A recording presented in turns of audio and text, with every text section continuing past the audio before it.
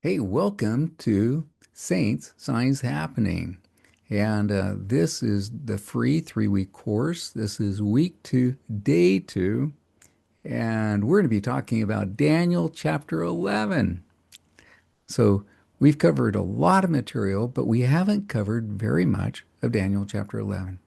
And yet, I keep on talking about how Daniel chapter 11 is the foundational chapter out of all the scriptures that we have for organizing the prophetic events in general order. And so much of what we've covered uh, has been associated with insights and discoveries um, that have happened through Daniel chapter 11. So, as we go through Daniel chapter 11 in this presentation, I hope that you have a greater appreciation for this chapter because of all the other things that we have covered and how they seem, well, they do. They will resonate back to Daniel chapter 11. So, with that there, this is Daniel chapter 11 right here. There's 45 verses. It's a long chapter. And so the heading of Daniel chapter 11 says Daniel sees the successive kings and their wars, leagues, and conflicts that lead up to the second coming of Christ. Now, in verse 1, we'll begin there and read verses 1 through 3. Also, this is the angel talking to Daniel. In the first year of Darius the Mede, even I stood to confirm and to strengthen him. Now, just a note, this chapter is not a dialogue between the angel and Daniel. This is purely the angel saying, this is going to happen, and then this, and then this, and then this, all the way through. So this is really unusual. And it covers from about 1925 to the return of Christ in power and glory, whenever that is. So it covers a long time. Yeah, but there's always a prophetic person and or event all along the way without any major time gaps. So as we read along, I want you to keep in mind the heading of Daniel chapter 11. That's talking about it's a successive kings, one after the other after the other. And, uh, and so that doesn't suggest that there's major time gaps. Now, so as we go along, we'll take a look at that. And also, uh, what we'll be looking for is the events that are going to happen. And we're going to want to kind of keep those in mind. So as we're looking at other chapters, we can make connections and correlations with Daniel chapter 11 because it's the foundational one. And so, with that being said, verse 2, this is the angel. And now will I show thee the truth. Behold, there shall stand up yet 3 kings in Persia, and the fourth shall be far richer than they all. And by his strength, through his riches, he shall stir up all against the realm of Grecia. And a mighty king shall stand up, that shall rule with great dominion, and do according to his will. Now, in a previous presentation, the first presentation, we showed how Khomeini, Ayatollah Khomeini of Iran, is far richer than his first 3 predecessors. And and then we took a look at, okay, so he's to stir up all against the realm of Grecia. Who's Grecia? And we showed that Grecia is the United States. And the angel 2,500 years ago used the word Grecia, or if you go back into the original text, it was Javan. And but regardless, when you go to Washington D.C. and walk around, you see the all the Greek architect all around there. And so it's so fascinating that we have a code word from an angel 2,500 years ago that we can so easily make a connection to once, um, once things are placed in a way that you can make that connection. I mean, think about it. Ever since around 100 AD up to around the year 2000, um, no one had made that connection. And so, but since I made that connection around the year 2000, as I've shared it with people, they go, "Oh yeah, yeah, that makes sense." Now, um, Daniel chapter 11 is the foundation, and there's other chapters like Daniel chapter 8 and Daniel chapter 7 in that order, which are also foundational. And and Daniel chapter 8 is where we learned that not only Ayatollah Khomeini is referenced in Daniel chapter 8, but President Erdogan of Turkey. And, uh, and President Erdogan of Turkey fulfilled Bible prophecy back on July 17th, 2016. And, um, and so what we've been waiting for is that prophetically someone from the United States, a president from the United States, is to attack Khomeini of Iran and Erdogan of Turkey and or to break them. And whoever that person is, who's the president of the U.S. at that time, prophetically, that's a very decisive attack upon Khomeini and Erdogan and breaking them.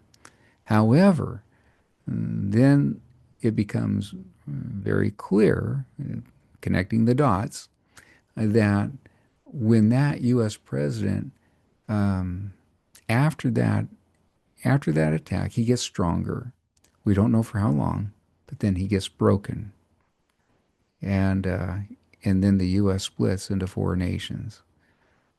So I feel like this message about Daniel chapter 11, 8, and 7, and a lot of the other information hasn't made very much traction up to this point because there's so many more microphones out there, so many more theories, and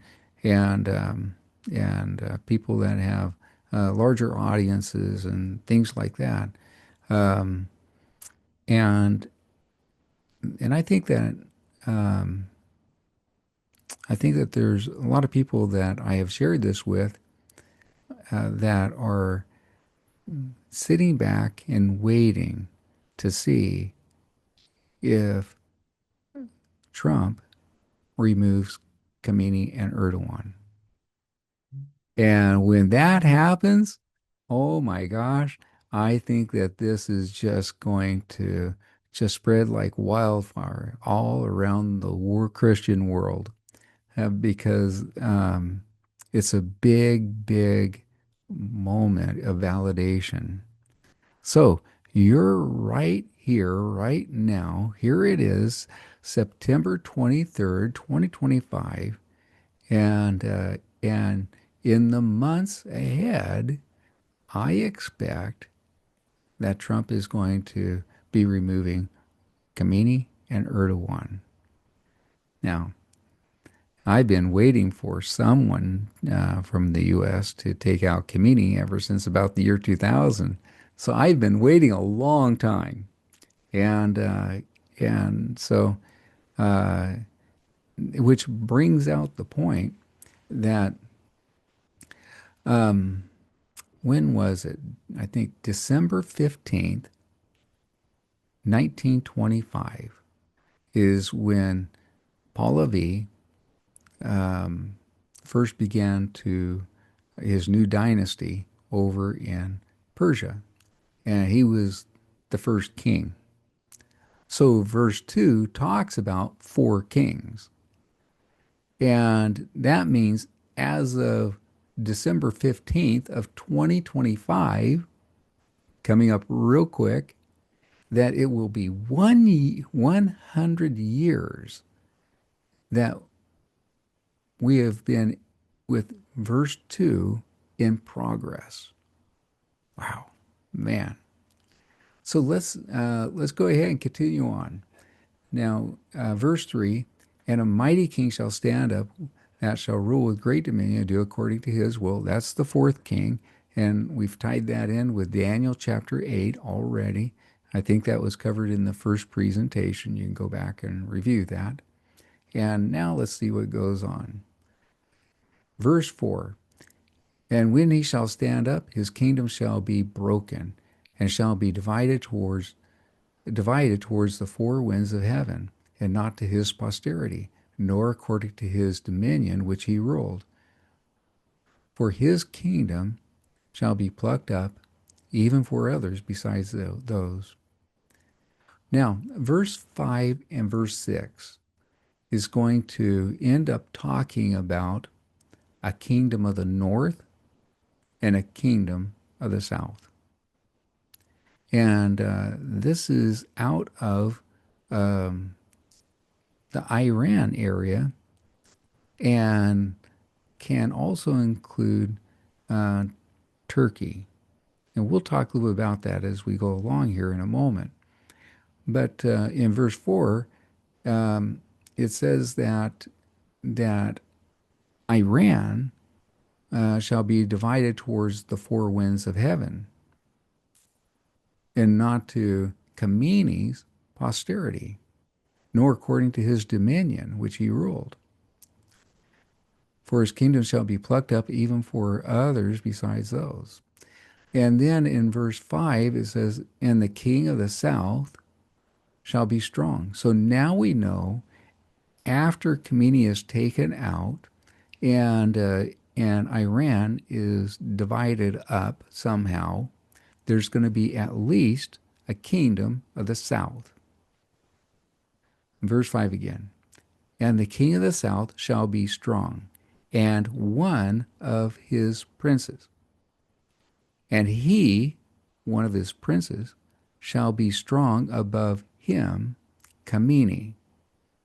Oh, no, the king of the south, not Khamenei, the king of the south, and and the prince will have dominion, and the prince's dominion shall be a great dominion. Verse 6, and in the end of years they shall join themselves together, for the king's daughter of the south shall come to the king of the north, who was the king of the south's prince, and uh, and so this daughter. Now, if the king of the north has a son who becomes the king of the, I'm sorry, if the king of the south has a son who becomes the king of the north, that makes the king of the south's daughter the king of the north's sister, or something like that. So that's interesting. Keep that in mind. Because what's going to happen, we're going to start with verse 6 again. And in the end of years they shall join themselves together, for the king's daughter of the south shall come to the king of the north, so her brother or stepbrother, to make an agreement. But look what happens. But she shall not retain the power of the arm, neither shall he stand, that's the father, nor his arm, but she shall be given up, and they that brought her, and he that begat her, which was the king of the south, and he that strengthened her in these times. This is indicating that the king of the south is going to have a daughter, going to have at least one daughter, at least one son, and that daughter goes to one of her brothers or stepbrothers or whatever to make an agreement, and that brother or stepbrother ends up having her killed. It also ends up having his father killed. Reminds me of Book of Mormon stories. Now, look what happens next. Now, I want to show you this on the chart. So we have the four kings right here in Daniel chapter 11. And then the fourth king, he stands up, does according to his will, but he gets defeated, and his kingdom goes to the four winds of heaven. And from it, there comes a kingdom of the south and a kingdom of the north. And after at the end of years, then the king of the south sends his daughter over to the king of the north to make an agreement. But the king of the north makes the daughter and the king of the south go away, and the king of the south's daughter go away, get killed. So that's where we're at. Now let's see what else happens. And if you have any questions or whatever, just go ahead and put it in the chat, and and I can go ahead and take a look at those questions. Now, verse 4, we've read that. He's going to be broken. And then we read verse 5 and we read verse 6. So now what we're going to do is go over here to verse 7. But out of a branch of her roots shall one stand up in the king of the south's estate, which shall come with an army, and shall enter into the fortress of the king of the north, and deal against them, and shall prevail. So the king of the north, I mean, he killed his sister-in-law, and also his father, the king of the south. And so the new king of the south comes over and attacks the king of the north. But look at verse 8. Oh, this is fascinating, guys. What a twist. And shall also carry captive into Egypt their gods with their princes and with their precious vessels of silver and gold and of gold. And he shall continue more years than the king of the north. So the king of the south shall come into his kingdom and shall return into his own land. Guys, what we're talking about here is something huge. It looks like Iran is going to, the geographical areas over in the Middle East are going to change. When Khamenei is taken out and broken, when Erdogan is broken, then it looks like they change up the boundaries. And and so I want you to take a look. We're going to just skip ahead a couple of verses because I want to point something out to you. So in verse 14, it says, "And in those time there shall many stand up against the king of the south. Also the robbers of thy people shall exalt themselves to establish the vision, but they shall fail." So you got all these people attacking this new king of the south. But look at verse 15. So the king of the north shall come and cast up a mount and take the most fenced cities, and the arms of the south shall not stand, neither his chosen people. We're talking about chosen people. Who are chosen people? Neither shall there be any strength to withstand. But he that cometh against him shall do according to his own will, and none shall stand before him.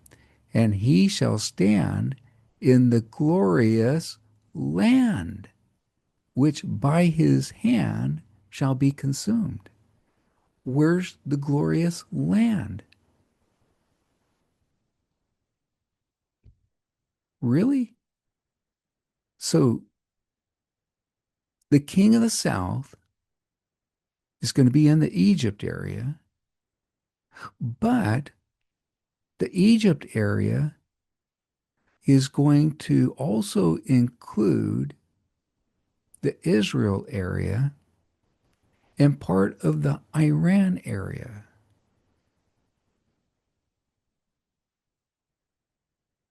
Well, that means probably part of the Iraq area too.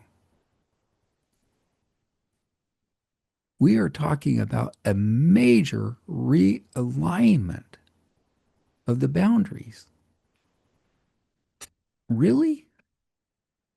Let's go ahead and take a look at a couple other verses. Daniel chapter 11, verse 30, 31, and 45. Verse 30. For the ships of Chittim shall come against him, which is the king of the north at that time, which is going to be the is not the sixth king. It's not the fifth. It's not the sixth. It's the seventh. It's the eighth king.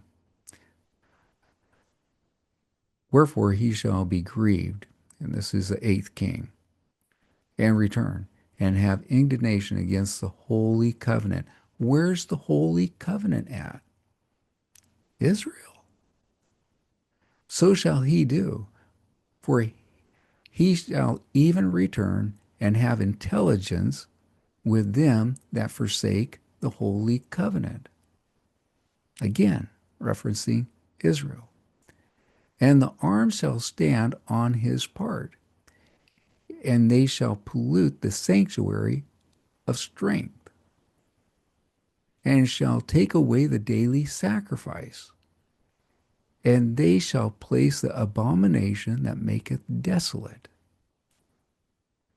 That is Israel, guys. Israel.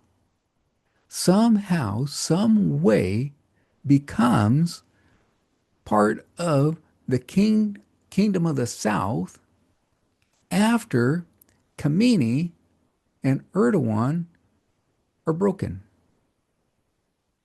That's huge. In verse 45, and he, this is the eighth king, shall plant the tabernacles of his palace between the seas in the glorious holy mountain. Yet he shall come to his end, and none shall help him. We're talking the Mediterranean Sea and the Dead Sea, the glorious holy mountain, Mount of Olives. Wow. This is fascinating. Um, it reminds me, golly, where is it? I think First Nephi chapter 20, but that references Isaiah chapter 48, I think. But but it's about the Lord saying, I'm telling you these things in advance so that you can't say that your idol knew it. And, you know, back around from about the year 2000 to 2020, people laughed at me and they mocked me and said, lol, no way, the United States isn't going to split up in four nations. But ever since 2020, people aren't laughing about that anymore. And you know, I talked about for years about someone become higher than Kamini, and I've talked about this what we're talking about here about how that somehow, some way, after Kamini's taken out, that part of Iran becomes part of Egypt, which also becomes part of Israel, and it's the king of Egypt that rules over it all.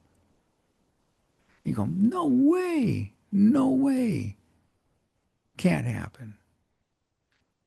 I, but there it is in Scripture. And there it is, that Scripture that talks about that. God tells us these things in advance so that idols and other things can't say that they knew it. But this right here, Khomeini being taken out, Erdogan being taken out, you don't have to wait from the year 2000 to, no, this is going to happen in the months ahead. We're finally going to see this happen. And it is going to be like, oh my gosh, it really happened. But for those of us who believe in the scriptures, we go, yeah, we trust God's prophecies. We got it. All right. So now, with the first king of the south, him being killed, his daughter being killed, then someone from a relative of the daughter becomes the new king of the south. And let's read what that new king of the south does. In verse 7, we'll begin there. But out of the branch of her roots shall one stand up in his estate, which shall come with an army, and shall enter the fortress of the king of the north, and shall deal against them, and shall prevail, and also carry captives into Egypt, their gods and their princes, with precious vessels of silver and gold. And he shall continue more years than the king of the north. So the king of the south shall come into his kingdom and shall return to his own land. Now, I want you to file away that in verse 8, it talks about vessels of silver and gold being taken down to Egypt. That comes into play in another presentation. Now, what happens next? So you can see this is like a history story. It's just going one after the other after the other. No time, no gaps, no time gaps. It's it's just laying out. So now we have but one of his sons. So this is talking about the king of the south. He dies, and now one of his sons shall be stirred up and shall assemble a multitude of great forces. And one shall certainly come and overflow and pass through. Then shall he return and be stirred up even to his fortress. So the king of the north has sons. Okay? And why? So why am I bringing out that point? Here's why. This is huge. So after comedian Erdogan are taken out, then the geographical area is realigned. And the the new leader of the kingdom of the south is going to be the leader that is recognized as Egypt. Well, who is the leader of Egypt right now? It's Al-Sisi. And so if Al-Sisi becomes the new king of the South, which is which is going to include Israel area and uh, part of southern Iran, and logically part of southern Iraq, um, then Al-Sisi would have to have at least one daughter. He does. Al-Sisi would have to have more than one son because in verse 10 it says, but his sons. Um, and so Al-Sisi has to have at least one son, and one of his sons becomes the king of the north, and so the son of Al-Sisi, who becomes the king of the north, has to have sons. That's what I'm trying to get to. And uh, and so Al-Sisi, one of his sons, which is on my radar screen, is Mahmud, and he's getting close to 60. What are the chances that Mahmud would have sons, plural, more than one? Now, um, Al-Sisi, being a good father, a good grandfather, has a media blackout to where I have not been able to find out who Mahmud's children are. And uh, and so, but this is getting interesting because what we're doing here is that we've already put names and faces on those five individuals plus Trump, and I have Putin with a question mark. I have King Charles with a question mark. I have President Xi with a question mark because they haven't fulfilled Bible prophecy yet, but they are in a position where they could. So we have to wait for them to do that. Um, but now what we're talking about is we are just months away from Khamenei and Erdogan being broken. And then it's going to be that kingdom of the south and the kingdom of the north. And we knowing that the kingdom of the south is Egypt related, so we should be able to start putting, okay, that looks like it's going to be Al-Sisi. We'll have to wait and see. And then one of his sons is going to be the king of the north. And then one of the sons of the king of the north, so it looks like perhaps Mahmud will be the king of the north, and then one of his sons will become the sixth king. And so, anyways, okay.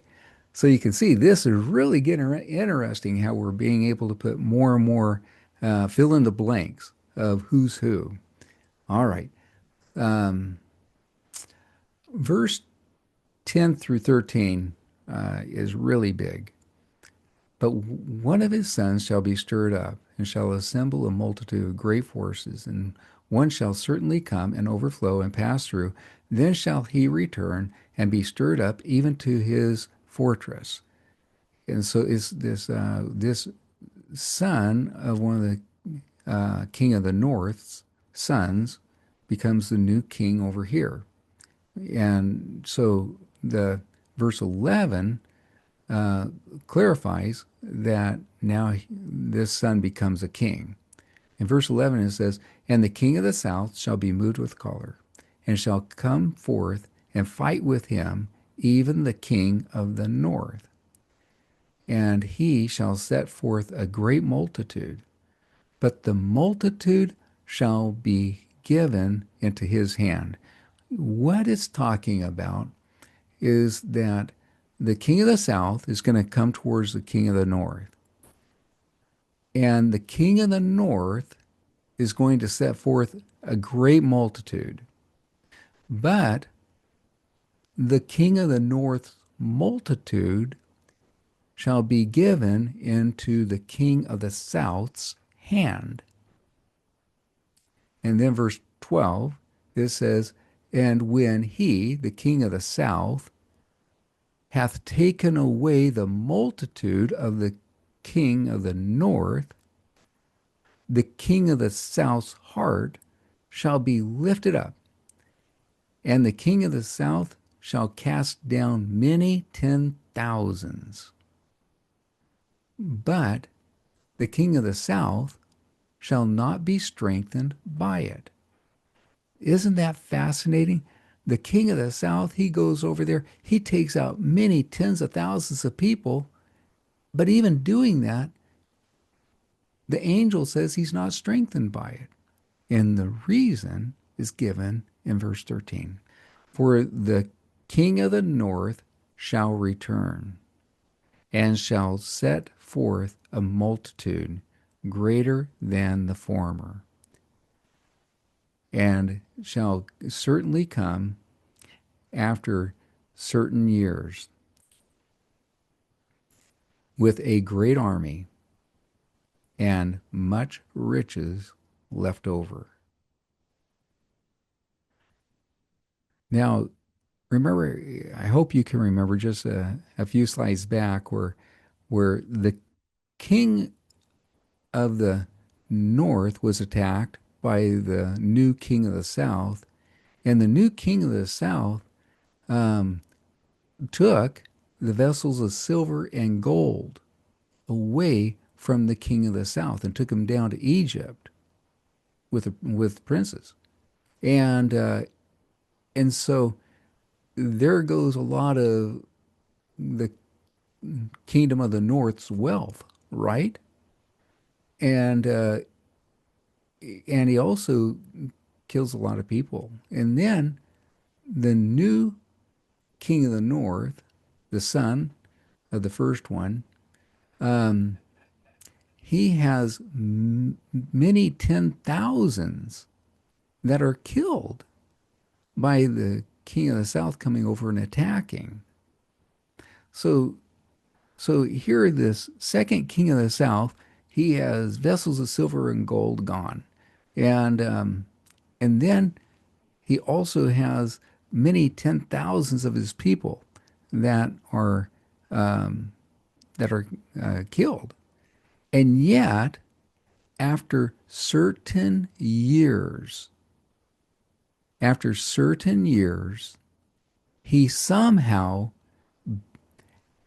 has the money to build up a great army, even greater than the army that he had originally, and and he still has much riches left over. How? How is that possible? So I know you want the answer, but the answer, um, get this right here. The answer is, oh my gosh, is going to be talked about tomorrow. But we got to get through this for the rest of the day. And we're going to go quicker because what we've been talking to about up to this point is, as you'll find out tomorrow, it is so critical what we've covered because it's so much closer in the time frame of coming our way. So now the rest of it is a ways out, and so uh, we'll go through these things and get familiar with them. So in verse 14, it says, and in those times there shall many stand up against the king of the south Also, the robbers of thy people shall exalt themselves to establish the vision, but they shall fall. So again, the kingdom of the south includes Jerusalem, Israel, and the Muslims hold Jerusalem in high esteem for their prophecies of the last days, and so they're going to try and make those things happen. Now, verse 15. So the king of the north shall come and cast up a mount and take the most fenced cities, and the armies of the south shall not withstand, neither his chosen people, neither shall there be any strength to withstand. But he that cometh against him shall do according to his own will, and none shall stand before him, and he shall stand in the glorious land, that is Israel, which by his hand shall be consumed. Verse 17. And he shall also set his face to enter with the strength of his whole kingdom, and upright ones with him. Thus shall he do, and he shall give him the daughter of women, corrupting her. But she shall not stand on his side, neither before him. So that is the sixth king over here, which is the king, second king of the north. Um, and after this shall he turn his face unto the isles, and shall take many, but a prince for his own behalf shall cause the reproach offered by him to cease, and without his own reproach he shall cause it to turn upon him. So the sixth, this second king of the south, I call him the sixth king. Um, he conquers many places, many isles, after he has gained this huge army and has much riches left over. Okay? You might want to remember that portion of it because it comes into play tomorrow. Um, verse 19. Then he shall turn his face towards the ford of his own land, but he shall stumble and fall and not be found. And then verse 20. Then shall stand up in his estate a riser of taxes in the glory of the kingdom, but within few days he shall be destroyed, neither in anger nor in battle. How do you get destroyed when it isn't by anger nor by battle? Oh my gosh, this is a big clue for us um, as we connect more dots in the future. Verse 21. And in his estate shall stand up a vile person to whom they will not give the honor of the kingdom, but he shall come in peaceably and obtain the kingdom by flatteries. So, I should have been changing this slides over here, and so this one, the raiser attacks is king. He's only king for a few days. And then the vile person, somehow the vile person comes into control. Um, After this seventh king shall be destroyed. Well, how is that? We get the insight of it by verse 22. If we read verse 22, it says, And with the arms of a flood shall they be overflown from before him, and shall be broken, yea, also the prince of the covenant. So the seventh king, or this third king of the north, is destroyed by the arms of a flood. And whoever is this controls this arm of the flood is called the vile person. And so the vile person is able to do a coup, against the king of the north that's only been king for a few days. He does a coup against him. And but somehow, some way, to whom they, the kingdom of the north, are not going to give him the honor of the kingdom, but he shall come in peaceably and obtain the kingdom by flatteries. So the coup is successful. There's this guy that has an army, takes out the seventh king who'd only been king for a few days, and somehow through his flatteries, he's he's able peaceably to take over the kingdom of the north. Wow. The mystery gets solved in the presentations ahead. And then verse 23. And after the league made with him, this vile person, he shall work deceitfully, for he shall come up and shall become strong with a small people. Verse 24, let's see here. Okay. And he shall enter peaceably, even upon the fattest places of the province. And he shall do that which his father have not done, nor his father's father. He shall scatter among them the prey and the spoil and the riches. Yea, he shall forecast his devices against the strongholds, even for a time. Those strongholds are Israel, is in Jerusalem area. Verse 25, and he shall stir up his power and his courage against the king of the south, which also is where Israel, Jerusalem is, along with Egypt, along with part of the southern part of Iran, as we would recognize it today. And the king of the south shall be stirred up to battle with a very great and mighty army, but he shall not stand, the king of the south, the Israel area, Egypt area, for they shall forecast devices against him. Remember, up here in verse 24, it talks about that this vile person forecasts his devices against the strongholds, the king of the south. In verse 26, yea, they that feed of a portion of his meat shall destroy him, the king of the south, and his army shall overflow, and many shall fall down slain. And both these kings, so the king of the south and this king of the north, the vile person, shall speak lies at one table, but it shall not prosper. For yet the end shall be at a time appointed.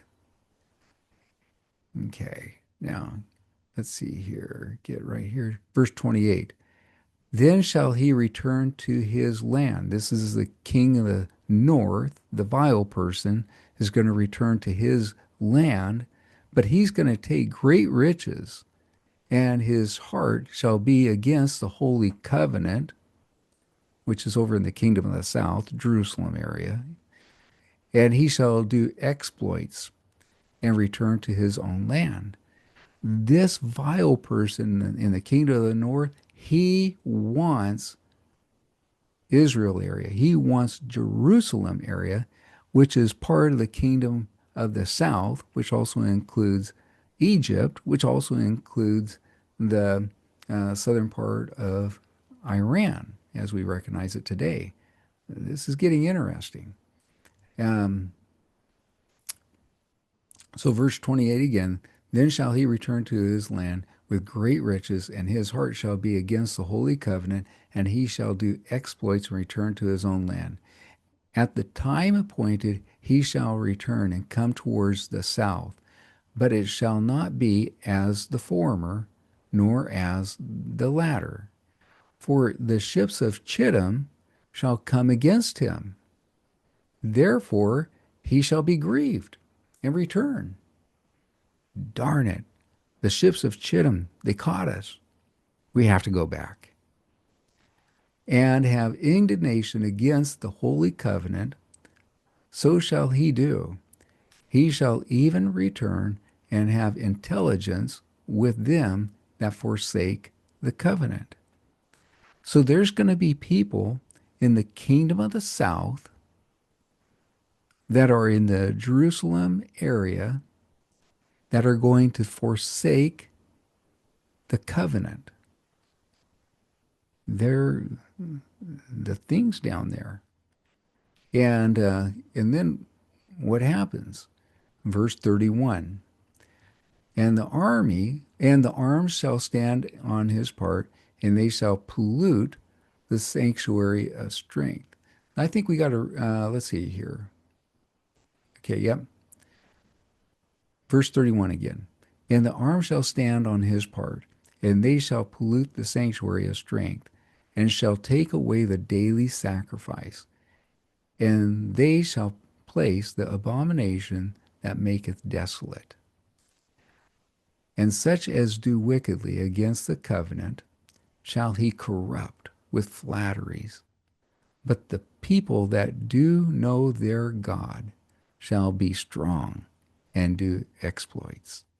So those who do know God are going to do exploits against the king of the north.